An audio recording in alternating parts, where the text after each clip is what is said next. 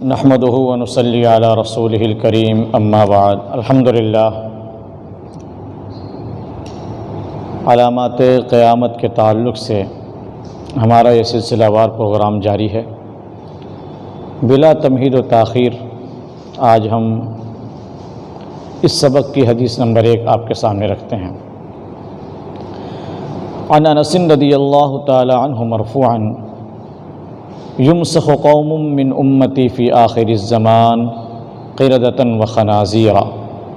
قالوا یا رسول اللہ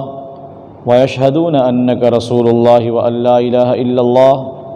قال نعم ویصلون ویصومون ویحجون قالوا فما بالهم یا رسول اللہ قال اتخذوا المعازف والقینات والدفوف ويشربون هذه الأشربة فباتوا على لهوهم فأصبحوا قردة وخنازير۔ سنن سعید ابن منصور بحوالہ فتح الباری جلد نمبر 10 صفحہ نمبر 94۔ ابو نعیم فی حلیۃ الاولیاء عن ابی ہریرہ رضی اللہ تعالی عنہ جلد نمبر 3 صفحہ نمبر 119، اور محدث ابن ابی الدنیا کتاب الملاہی میں بحوالہ نیر الاوطار جلد نمبر 2 صفحہ نمبر 104، عون المعبود جلد نمبر 11 صفحہ نمبر 85۔ ترجمہ اور مختصر تشریح ملاحظہ فرمائیں۔ حضرت انس رضی اللہ تعالی عنہ مرفوعاً نقل کرتے ہیں، یعنی یہ حدیث بھی آپ صلی اللہ علیہ وسلم کی ارشادات و فرمودات میں سے ہے۔ آپ نے ارشاد فرمایا، یمسخ قوم من امتی فی آخر الزمان قردة وخنازیرا، میری امت کے کچھ لوگوں کو آخر زمانے میں بندر اور خنزیر کی شکل میں مسخ کر دیا جائے گا۔ قالوا یا رسول اللہ، تو صحابہ نے یہ کہا کہ اللہ کے رسول، وَيَشْهَدُونَ أَنَّكَ رَسُولُ اللَّهِ وَأَن لَّا إِلَٰهَ إِلَّا اللَّهُ، کیا وہ لوگ اس بات کی گواہی دیں گے کہ آپ اللہ کے رسول ہیں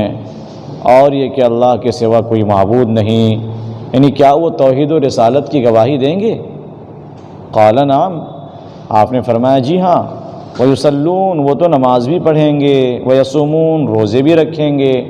وَيَحُجُّونَ، حج بھی کریں گے۔ قالوا، تو صحابہ نے تعجب سے پوچھا، فما بالهم یا رسول اللہ، یا رسول اللہ پھر ان کا یہ حال کیوں ہوگا؟ جو مسلمان ہو اور ان اعمال کو انجام بھی دیتا ہو تو پھر ان کا یہ حال کیوں ہوگا؟ قال، آپ صلی اللہ علیہ وسلم نے جواب دیا، اتخذوا المعازف، آلات موسیقی، گانے بجانے کے آلات، اس کے وہ رسیہ ہوں گے، والقینات، رقاصہ باندیاں، ناچنے گانے والی باندیوں کے رسیہ ہوں گے، والدفوف، اور ڈھول، طبلہ، تماشے، ان چیزوں کے وہ عادی ہوں گے، ویشربون هذه الاشربہ، اور ان شرابوں کو وہ پئیں گے، فباتوا علی لہوہم، اور اپنے اسی لہو و لعب پر، اسی آوارگی اور اسی کھیل کود تماشے کے اوپر وہ رات گزاریں گے۔ فاصبحوا قردة وخنازیرا، وہ صبح کریں گے اس حال میں کہ وہ بندر اور خنزیر بن چکے ہوں گے۔ آپ روایت کے ترجمے میں دیکھ رہے ہیں کیا کہا گیا ہے کہ مسلمان ہونے کے باوجود اور اعمال میں بھی حج کو داخل کیا گیا، نماز روزہ تو کرتے ہی ہیں، حج بھی کر لیا ہے، حج ہونے کے باوجود بھی ان کے ساتھ کیا سلوک کیا جائے گا من جانب اللہ؟ جب وہ ان برائیوں کے رسیہ ہوں گے، اور جو برائیاں اللہ کے رسول نے گنوائی ہیں، یکجا طور پر یہ ساری برائیاں ٹی وی کے اندر پائی جاتی ہے۔ وہاں رقاصاؤں کے، ناچنے گانے والیوں کے ناچ گانے بھی ہیں، آلات موسیقی اس سے بہتر کہاں آپ پائیں گے، ڈھول، طبلہ، تماشے، ساری چیزیں وہاں پہ موجود ہے۔ اور عموماً جو لوگ فلموں کے اور سیریل دیکھنے کے ٹی وی کے رسیہ ہوتے ہیں تو ایسے لوگ شراب سے بھی بہت کم بچ پاتے ہیں۔ بہت سے وہ گھرانے ہیں جہاں مجموعی طور پر یہ ساری برائیاں پائی جاتی ہے، شرابیں بھی پی جاتی ہے، یا تو بالکل عام شرابوں کو جس کو سبھی شراب سمجھتے ہیں اسے پیتے ہیں، یا کبھی ان شرابوں کے نام بدل بدل کر تعویل کرتے ہیں کہ نہیں یہ تو فلاں چیز ہے، یہ فلاں چیز ہے، جیسا کہ روایت میں آگے چل کر ابھی آئے گا۔ اس روایت سے معلوم ہوتا ہے کہ ظاہری نماز، ظاہری روزے اور ظاہری حج یہ ہمیں ہلاکتوں سے بچانے کے لیے کافی نہیں ہیں۔ اگر ہلاکتوں سے بچنا ہے اور بربادی سے بچنا ہے، اگر اللہ کے غضب سے بچنا ہے، تو پھر انسان کو ان ظاہری عبادات سے اوپر اٹھنا پڑے گا۔ بلفظ دیگر یوں کہیے کہ معاشرے کے بگاڑ سے خود کو اور دوسروں کو بچانا ہوگا، خود کو، اپنے گھر والوں کو، اپنے متعلقین رشتہ داروں کو اور اپنے جان پہچان والوں کو، ان کو بچانا پڑے گا۔ جب انسان یہ کام کرے گا تبھی وہ اللہ کے غضب سے، اس کی ناراضگی سے اور اس طرح کی سزاؤں سے بچ سکتا ہے، ورنہ اللہ کے رسول نے کوئی ٹائم نہیں بتایا ہے کہ کس وقت ہوگا، کس علاقے میں ہوگا، کن لوگوں کے ساتھ ہوگا، کچھ نہیں کہا جا سکتا۔ لہذا جو لوگ بھی اپنے گھروں میں فنکشن کے موقع پر اس طرح کے خرافات کو انجام دیتے ہیں، اور یہ دیکھا جاتا ہے ان مسلمان گھرانوں میں 2-2 3-3 4-4 بجے رات صبح تک یہ خرافات کیے جاتے ہیں، ان لوگوں کو بہت زیادہ ڈرنے کی ضرورت ہے کہ اللہ کا عذاب جب آتا ہے تو کہہ کر نہیں آتا۔ اسی سے ملتی جلتی ایک دوسری روایت ملاحظہ فرمائیں۔ عن عبد الرحمن بن غنم الاشعری قال حدثني ابو عامر او مالک الاشعری رضی اللہ تعالی عنہ قال واللہ ما كذبني انه سمع النبي صلی اللہ علیہ وسلم قال ليكونن من امتی اقوام يستحلون الحر والحرير والخمر والمعازف وَلَيَنزِلَنَّ أَقْوَامٌ إِلَى جَنْبِ عَلَمٍ تَرُوحُ عَلَيْهِمْ بِسَارِحَةٍ لَهُمْ يَأْتِيهِمْ يَعْنِي الْفَقِيرَ لِحَاجَةٍ فَيَقُولُونَ ارْجِعْ إِلَيْنَا غَدًا فَيُبَيِّتُهُمُ اللَّهُ وَيَضَعُ الْأَلَمَ وَيَمْسَخُ آخَرِينَ قِرَدَةً وَخَنَازِيرَ إِلَى يَوْمِ الْقِيَامَةِ۔ صحیح البخاری حدیث نمبر 5590، سنن ابو داؤد حدیث نمبر 4039، سنن الکبریٰ الامام بیہقی حدیث نمبر 20988، اور امام طبرانی کی معجم کبیر جلد نمبر 3 صفحہ نمبر 319، مصنف ابن ابی شیبہ حدیث نمبر 38700۔ حدیث پاک کا ترجمہ ملاحظہ کیجیے۔ حضرت عبد الرحمن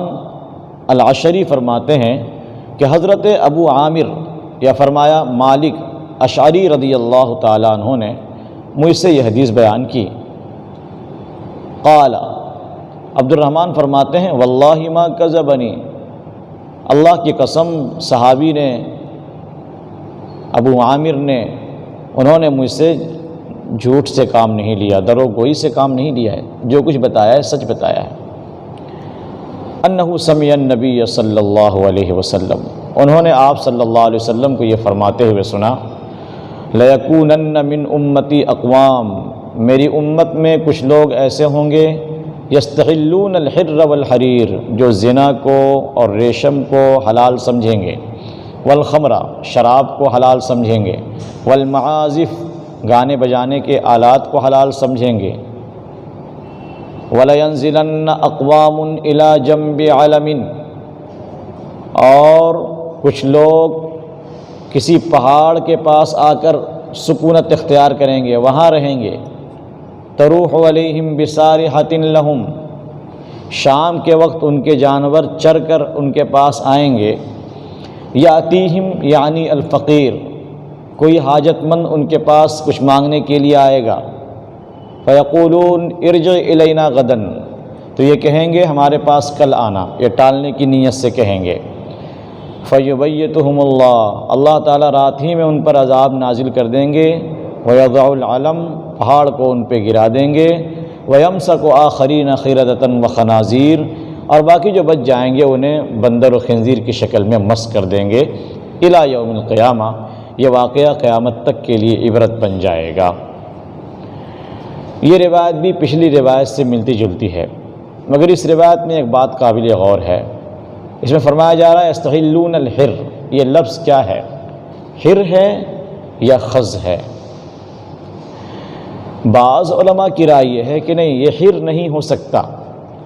اس لیے کہ یہ امت کتنی بھی گر جائے گی، کتنی بھی پستی میں چلی جائے، کبھی زنا کو حلال نہیں سمجھے گی۔ یا حلال ہونے کی بات آ رہی ہے کہ زنا کو حلال سمجھیں گے، اس لیے اصل میں یہ لفظ خز تھا، خز،